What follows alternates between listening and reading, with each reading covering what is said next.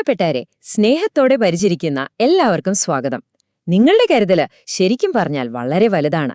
ഇന്ന് നമ്മൾ സംസാരിക്കാൻ പോകുന്നത് വളരെ പ്രധാനപ്പെട്ട ഒരു വിഷയത്തെക്കുറിച്ചാണ്. ബെഡ് സോർ അല്ലെങ്കിൽ ശയ്യവ്രണം എന്ന് പറയും. ഇതെങ്ങനെ തടയാം, ഇനി അഥവാ വന്നാൽ തന്നെ എങ്ങനെ പരിചരിക്കാം എന്നൊക്കെ നമുക്ക് വിശദമായിട്ടൊന്ന് നോക്കാം. ഈ ഒരു ചോദ്യം കേൾക്കുമ്പോൾ ഒരുപക്ഷെ നിങ്ങൾക്ക് ഒരു സംശയം തോന്നാമല്ലേ? കാരണം ദീർഘകാലം കിടപ്പിലായവർക്ക് വിശ്രമം അത്യാവശ്യമല്ലേ? പക്ഷേ നമ്മൾ വേണ്ടത്ര ശ്രദ്ധിച്ചില്ലെങ്കിൽ ഈ വിശ്രമം തന്നെ ഒരു അപകടമായി മാറാൻ സാധ്യതയുണ്ട്.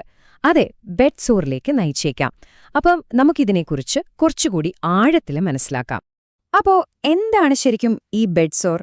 ഇതിനെ പ്രഷർ അൾസർ എന്നും പറയാറുണ്ട്. സംഗതി സിമ്പിളാണ്.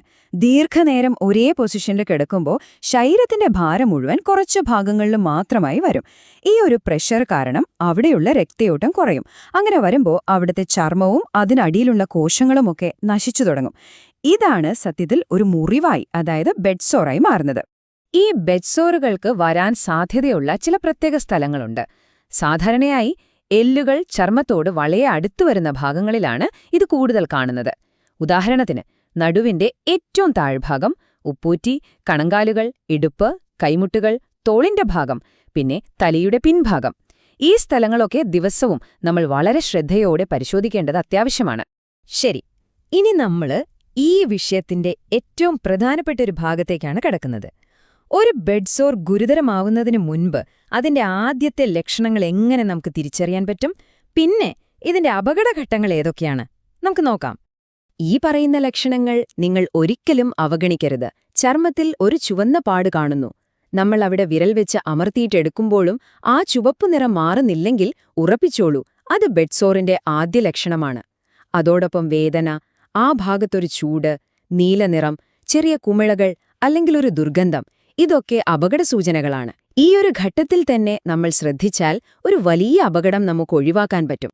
നോക്കൂ, ഒരു ചെറിയ ചുവന്ന പാടിൽ നിന്ന് തുടങ്ങി എല്ലുകളെ വരെ ബാധിക്കുന്ന വലിയൊരു മുറിവായി ഇതെങ്ങനെയാണ് മാറുന്നതെന്ന് ഇവിടെ വ്യക്തമായി കാണാം. ഒന്നാം ഘട്ടത്തിൽ ചർമ്മത്തിൽ ഒരു ചുവപ്പ് നിറം മാത്രമേ കാണൂ. രണ്ടാം ഘട്ടത്തിൽ അതൊരു കുമിളയോ ചെറിയ മുറിവോ ആവും. മൂന്നാം ഘട്ടമാവുമ്പോഴേക്കും മുറിവ് കുറച്ചുകൂടി ആഴത്തിലായി കൊഴുപ്പ് വരെ പുറത്തു കാണാം. നാലാം ഘട്ടത്തിലോ അത് പേശികളെയും എല്ലുകളെയും വരെ ബാധിക്കുന്ന ഗുരുതരമായ അവസ്ഥയിലേക്ക് എത്തും. അതുകൊണ്ട് ആദ്യഘട്ടത്തിൽ തന്നെ ചികിത്സ തുടങ്ങേണ്ടത് വളരെ പ്രധാനമാണ്. ബെഡ് സോറുകളെ വെറുമൊരു സാധാരണ മുറിവായി കാണരുത്. അത് അവഗണിച്ചാലുള്ള ഭവിഷ്യത്തുകൾ വളരെ വലുതാണ്. ശരീരത്തിൽ മുഴുവൻ പടരുന്ന അണുബാധ, അതായത് സെപ്സിസ്, നീണ്ടുനിൽക്കുന്ന ആശുപത്രിവാസം, അങ്ങനെ പലതിനും ഇത് കാരണമായേക്കാം. അതുകൊണ്ട് ഈ വിഷയത്തെ നമ്മൾ വളരെ ഗൗരവമായി തന്നെ കാണണം. എന്നാൽ പേടിക്കേണ്ട കാര്യമില്ല. ഏറ്റവും നല്ലൊരു വാർത്ത എന്താണെന്ന് വെച്ചാൽ ഒരു വലിയ പരിധിവരെ ബെഡ് സോറുകൾ നമുക്ക് വരാതെ നോക്കാൻ പറ്റും. സത്യം പറഞ്ഞാൽ പരിചരിക്കുന്നവരുടെ കയ്യിലാണ് ഇതിനെ പ്രതിരോധിക്കാനുള്ള ഏറ്റവും വലിയ മാർഗം. അപ്പൊ നമുക്ക് ആ പ്രതിരോധ നിയമങ്ങളിലേക്ക് കടക്കാം. ഈയൊരു നമ്പർ, അതായത് 2 മണിക്കൂർ, നിങ്ങളുടെ മനസ്സിൽ ഉറപ്പിച്ചോളൂ. ഇതാണ് ഏറ്റവും പ്രധാനപ്പെട്ട നിയമം. കിടപ്പിലായ രോഗിയെ ഓരോ 2 മണിക്കൂറിലും മെല്ലെ ചരിച്ച് കിടത്തണം. ഇത് ഏതെങ്കിലും ഒരു ഭാഗത്ത് തുടർച്ചയായി സമ്മർദ്ദം വരുന്നത് തടയാൻ സഹായിക്കും. ഒരു കാര്യം പ്രത്യേകം ശ്രദ്ധിക്കുക, രോഗിയെ തിരിക്കുമ്പോൾ ചർമ്മം ബെഡ്ഷീറ്റിൽ ഉരയാതെ ശ്രദ്ധിക്കണം. ഒരു തുണി അടിയിൽ വെച്ച് അതിൽ പിടിച്ചു മാറ്റുന്നത് കൂടുതൽ സുരക്ഷിതമാണ്. ബെഡ്സോർ തടയാനുള്ള ഏറ്റവും ഫലപ്രദമായ മാർഗം ഇതുതന്നെയാണ്. ദിവസവും നമുക്ക് ചെയ്യാൻ പറ്റുന്ന വളരെ സിമ്പിളായ ചില കാര്യങ്ങളാണിത്. രോഗിയുടെ ചർമ്മം എപ്പോഴും വൃത്തിയായി ഈർപ്പമില്ലാതെ സൂക്ഷിക്കുക. കുളിപ്പിച്ച ശേഷം ഒരു തോർത്തുവെച്ച് ശക്തിയായി ഉരച്ചു തുടയ്ക്കരുത്. പകരം മൃദുവായി ഒപ്പിയെടുക്കുക. ചർമ്മം വല്ലാതെ വരണ്ടുപോകാതെ നോക്കണം. എയർ മെത്തകൾ പോലുള്ളവ ഉപയോഗിക്കുന്നത് ശരീരത്തിലെ പ്രഷർ കുറയ്ക്കാൻ വളരെ നല്ലതാണ്. പിന്നെ എല്ലാ ദിവസവും ശരീരം മുഴുവനൊന്നും പരിശോധിക്കാൻ മറക്കരുത്.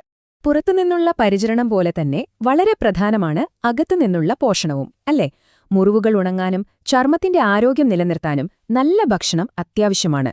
പ്രോട്ടീൻ ധാരാളമുള്ള പരിപ്പ്, മുട്ട, പനീർ, അതുപോലെ വിറ്റമിൻ സി അടങ്ങിയ നാരങ്ങ, ഓറഞ്ച്, പിന്നെ സിങ്ക് അടങ്ങിയ നട്ട്സുകളും ഭക്ഷണത്തിൽ ഉൾപ്പെടുത്തണം.